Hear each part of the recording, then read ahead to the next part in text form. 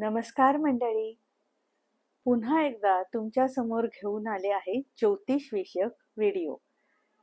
आपल्या या आधीच्या व्हिडिओमध्ये म्हणजे ग्रहांच्या युती या विषयावरच्या व्हिडिओमध्ये आपण चंद्र आणि शुक्र या दोन शुभ ग्रहांची युती पाहिली. या व्हिडिओत आपण बघणार आहोत दोन बलाढ्य पापग्रहांची युती तुमच्या कुंडलीत काय परिणाम देते. शनी आणि मंगळ हे दोन बलाढ्य पापग्रह आहेत.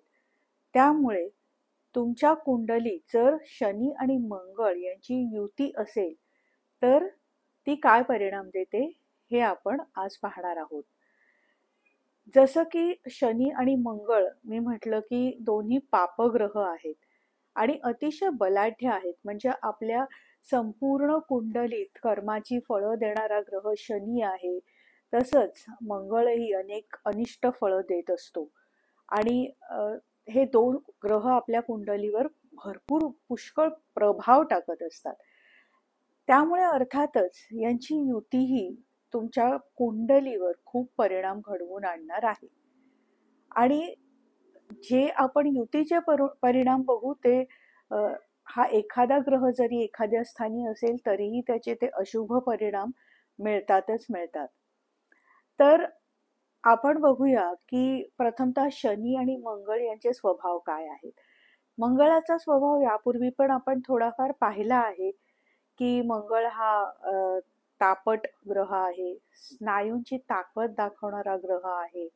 त्याच्यानंतर त्याला म्हणजे एक तो अन्याय झाला की त्याचं एक सरळ प्रतिक्रिया असते डायरेक्ट. असे लोक सैन्यात, पोलीस दलात हे चांगलं काम करू शकतात. थोडासा अविचारीपणा त्याच्यात आहे, थोडीशी लालसा जास्त आहे. आणि त्याच्या विरुद्ध शनी हा एक असा ग्रह आहे जो मंद आहे, शांत आहे, विचारी आहे, न्याय देणारा आहे, कर्माची फळं देणारा आहे. त्यामुळे हे असं म्हणता येईल की दोन्ही ग्रह बरेचसे विरुद्ध स्वभावाचे आहेत आणि ते जर एकत्र आले तर काय होतं. आता आज आपण इथे बघणार आहोत की हे ग्रह जेव्हा एकत्र येतात तेव्हा स्थानवाईज काय फळं मिळतात. मी तुम्हाला म्हटलं होतं की कुठल्या स्थानात ही युती आहे त्याचा सुद्धा परिणाम वेगवेगळा असू शकतो. तर आजच्या व्हिडिओमध्ये आपण बघणार आहोत की स्थानाप्रमाणे ही युती काय फळं देते. तर प्रथम स्थान म्हणजे तुम्ही स्वतः हे अत्यंत महत्वाचं स्थान आहे, हे मी आधी सुद्धा सांगितलेलं आहे. तर प्रथम स्थानात जर शनी आणि मंगळ युती असेल तर संपूर्ण आयुष्यावर हा परिणाम होत असतो. त्याची पुष्कळ तुम्हाला एक तीव्र फळं मिळू शकतात. पूर्ण आयुष्यातच अडथळे येणं, काम न होणं, तापटपणा असणं, त्यामुळे काही वाईट गोष्टी अनुभवाला येणं, हे परिणाम आपल्याला दिसून येतात. प्रत्येक स्थानाची कारकत्व आहेत. म्हणजे प्रत्येक स्थान तुम्हाला ज्या गोष्टी आयुष्यात दर्शवतं अशा काही गोष्टी असतात. म्हणजे जसं प्रथम स्थान म्हणजे तुम्ही स्वतः आहात, तुमचा आत्मा आहे, तुमचं शरीर आहे, तुमची शरीराची ठेवण आहे वगैरे वगैरे. तर आपण प्रत्येक स्थानवाईज या युतीची फळं पाहणार आहोत. परंतु महत्वाचं म्हणजे ही सगळी कारकत्व तुम्हाला आता जर सांगत बसले तर हा व्हिडिओ पुष्कळ मोठा होईल. त्यामुळे आपण प्रत्येक स्थानाची दोन महत्वाची कारकत्व बघणार आहोत आणि या युतीचा, शनी मंगळ युतीचा त्याच्यावर काय वाईट परिणाम होईल हे बघणार आहोत. थोडक्यातच बघणार आहोत. तर द्वितीय स्थान हे आहे धनस्थान आणि कुटुंबस्थान. धनस्थान म्हणजे पैशाचं स्थान. त्यामुळे साहजिकच जर शनी मंगळ युती इथे असेल तर तुम्हाला पैशाचा मोठा फटका बसण्याची शक्यता असते. म्हणजे तुमची एकतर आवकच होणार नाही पैशाची, पैसे मिळणार नाहीत, मिळाले तरी ते जातील, असे अनेक परिणाम पैशाच्या बाबतीत अनुभवास येतील. जर पैशाच्या बाबतीत अनुभवास नाही आले तर कुटुंबस्थान आहे, त्यामुळे कुटुंबाच्या बाबतीतही अशा प्रकारची फळं तुम्हाला अनुभवास येतील. कुटुंबाच्या बाबतीत तुम्हाला कुटुंब सौख्य मिळणार नाही, कुटुंबीय दूर राहतील किंवा कुटुंबियांकडनं त्रास होईल वगैरे वगैरे, अशा टाईपची फळं तुम्हाला मिळतील. तृतीय स्थान आहे हे पराक्रम स्थान आहे. त्याच्यानंतर भावंडांचं स्थान आहे. त्याच्यानंतर कागदपत्रांचं स्थान आहे. त्यामुळे अर्थातच या बाबतीतली जी फळं आहेत त्यात सगळे तुम्हाला वाईट परिणाम दिसून येतील. म्हणजे तुमच्या भावंडांना एखादा मोठा आजार असू शकतो, काही व्यंग असू शकतं, त्यांच्यापासून तुम्हाला त्रास असतो किंवा त्यांना स्वतःला त्रास असतो. कागदपत्र म्हणजे तुम्ही समजा तुम्हाला परदेशात जायचंय आणि तुम्ही विजा काढायला गेलात, तर तुमचा विजा मंजूर होत नाहीत, कागदपत्रांची पूर्तता नीट होत नाही, अशी फळं अनुभवाला येतील. त्याच्यानंतर जे आपण तिसरी गोष्ट म्हटली की पराक्रम स्थान आहे, म्हणजे एकूणच तुमच्या आयुष्यात तुम्ही जी धडाडी दाखवता, एखादी गोष्ट घडण्यासाठी जो पराक्रम आवश्यक असतो ते या स्थानावरनं दिसतं. तर या स्थानात जर ही युती असेल तर साहजिकच तुमच्यात ती धडाडी कमी असते. यानंतरचं जे स्थान आहे ते म्हणजे चतुर्थ स्थान. चतुर्थ स्थान हे कारक आहे सुखाचं, आईचं, घराचं, वास्तू म्हणजे घर म्हणजे वास्तूचं. तर या सगळ्या बाबतीत तुम्हाला या युतीचे पुन्हा परिणाम दिसतील. सुखाचा कारक म्हणजे वाहन सौख्य, सर्व प्रकारची सुख यांचं हे स्थान कारक आहे. त्यामुळे जेव्हा या स्थानात ही युती होते तर ती अनिष्ट फळं देते, ती आईच्या बाबतीत. म्हणजे तुमच्या आईला काही त्रास असू शकतो, आईच्या आरोग्याबाबत असू शकतो, काहीही असेल, पण तुमच्या आईला किंवा तुम्हाला मातृसुख कमी असण्याची शक्यता असते. त्याच्यानंतर दुसरं जे आहे ते म्हणजे वास्तू. वास्तूच्या दृष्टीने सुद्धा तुम्हाला वास्तूबाबत अनेक अनिष्ट फळं मिळू शकतात. म्हणजे तुम्हाला तुमची वास्तू चांगली नसेल, तुम्हाला मुळात तुमच्या स्वतःच्या मालकीची वास्तू मिळणं कठीण जातं, मिळाली तरी त्याच्यात सुखसोयी नसतात, अशा प्रकारे. आणि एकूणच हे सुखस्थान आहे, त्याच्यामुळे सर्व प्रकारच्या सुखांमध्ये कमतरता जाणवते. पंचम स्थान हे मी म्हणेन स्थान आहे शिक्षणाचं, ग्रॅज्युएशन पर्यंतच्या शिक्षणाचं आणि प्रेमाचं. तर ज्यावेळी शनी मंगळ युती ह्या स्थानात असेल त्यावेळी अर्थातच शिक्षणात अडथळे येतील, शिक्षण पूर्ण होऊ शकणार नाही, शिक्षणात बाधा येईल आणि प्रेमाच्या बाबतीतही कदाचित तुम्हाला वाईट अनुभव येऊ शकतील. म्हणजे तुमचं प्रेम सफल होणार नाही, तुमच्या प्रेमात अडथळे येतील. आता तुम्ही इथे एक प्रश्न उपस्थित करू शकता की म्हणजे दोन्ही गोष्टींवर परिणाम होईल का? शिक्षण पण माझं चांगलं नाही होणार आणि माझं प्रेम पण असफल होईल. तर ते तुम्ही असं म्हणू शकता की एका कारकत्वावर जर प्राधान्याने जास्त परिणाम होत असेल तर दुसऱ्यावरचा परिणाम थोडा कमी आहे असं दिसून येतं. म्हणजे उदाहरणार्थ जे द्वितीय स्थान आहे ते पैसा आणि कुटुंब स्थान आहे.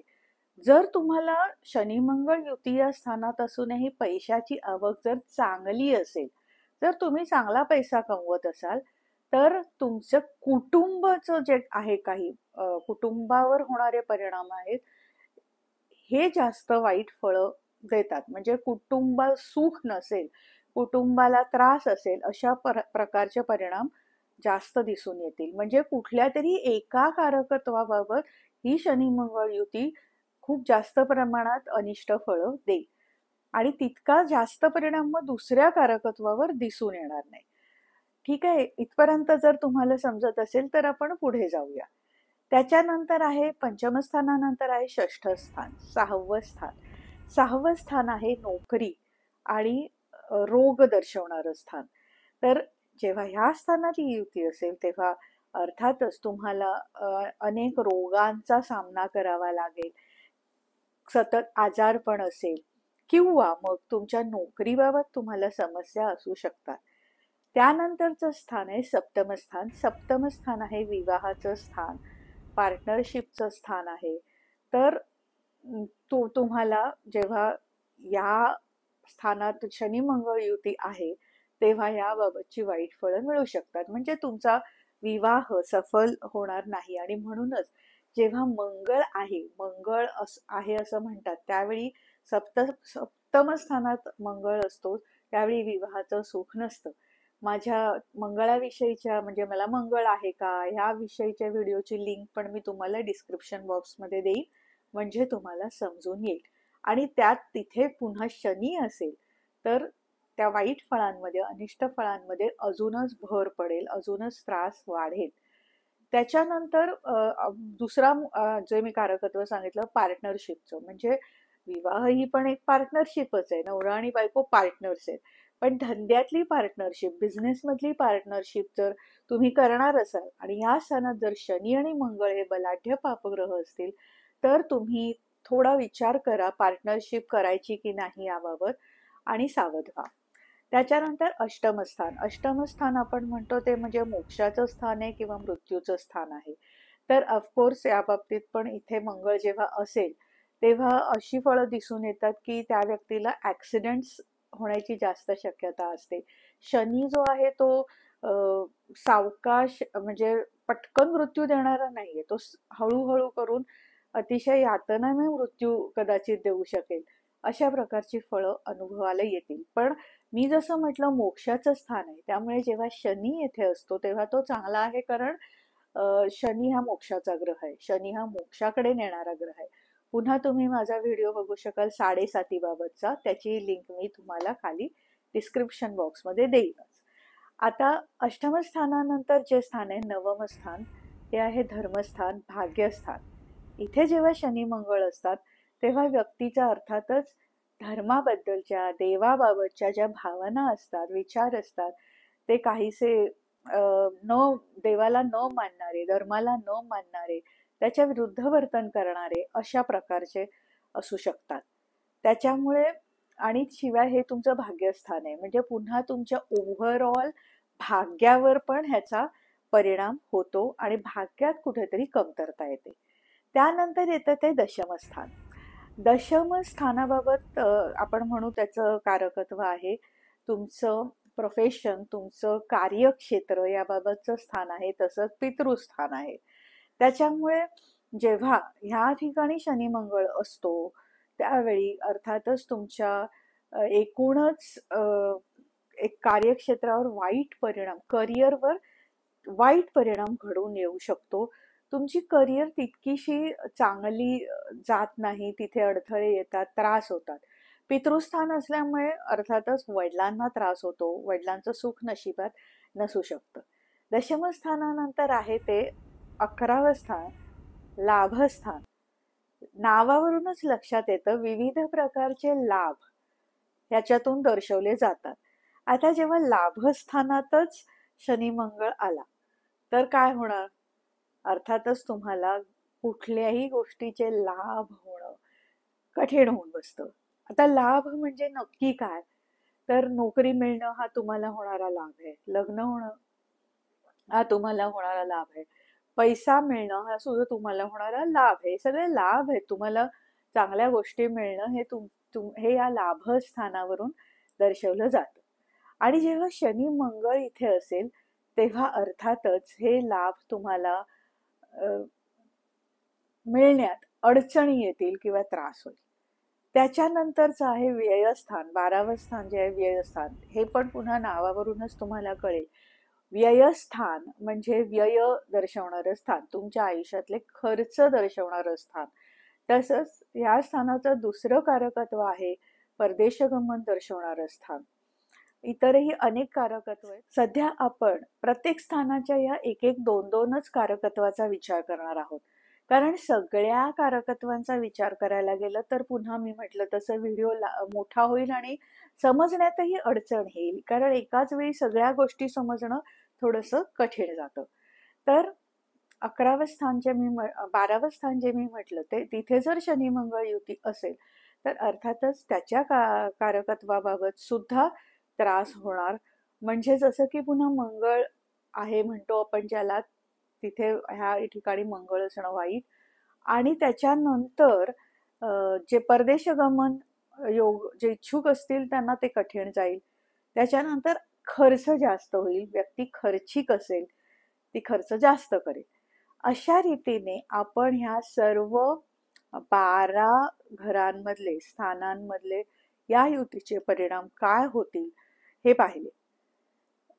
तर मंडळी, शनी आणि मंगळ हे दोन्ही बलाढ्य पापग्रह आहेत. दोघंही आपल्या कुंडलीवर ठोस परिणाम घडवून आणत असतात.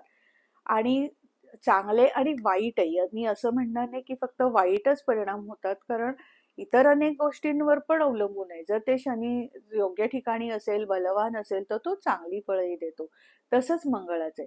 पण इथे आपण प्रामुख्याने शनी आणि मंगळ युतीचा विचार स्थान वाईज केलाय, म्हणजे कुठल्या स्थानात ते आहेत, त्यामुळे ते काय वाईट परिणाम देऊ शकतात. तर मंडळी, मी आशा करते तुम्हाला माझा हा व्हिडिओ आवडला असेल. तसेच यापूर्वीचेही व्हिडिओ तुम्हाला आवडले असतील असं मला वाटतं. आणि अशीच जर मी ही सिरीज पुढे न्यावी अशी तुमची इच्छा असेल, तुम्हाला वाटत असेल की ग्रहांच्या युतींबाबत, त्यांच्या परिणामांबाबत तुम्हाला अधिक जाणून घ्यायचं असेल, तर यापुढेही मी या युतींबाबतचे व्हिडिओ सादर करणार आहे. तसंच आधी आश्वासन दिल्याप्रमाणे या विषयातले म्हणजे ज्योतिषातले इतरही काही एक्सपर्ट व्यक्ती येऊन ह्या ठिकाणी तुम्हाला अधिक माहिती देण्याचा नक्की प्रयत्न करतील. तर मंडळी, व्हिडिओ शेवटपर्यंत पाहिल्याबद्दल खूप खूप धन्यवाद. कृपया माझ्या चॅनलला लाईक करा, व्हिडिओ शेअर करा आणि ऑफकोर्स अजूनही सबस्क्राईब केलं नसेल तर कृपया सबस्क्राईब करा आणि बेल आयकॉनचं बटन दाबायला विसरू नका. धन्यवाद.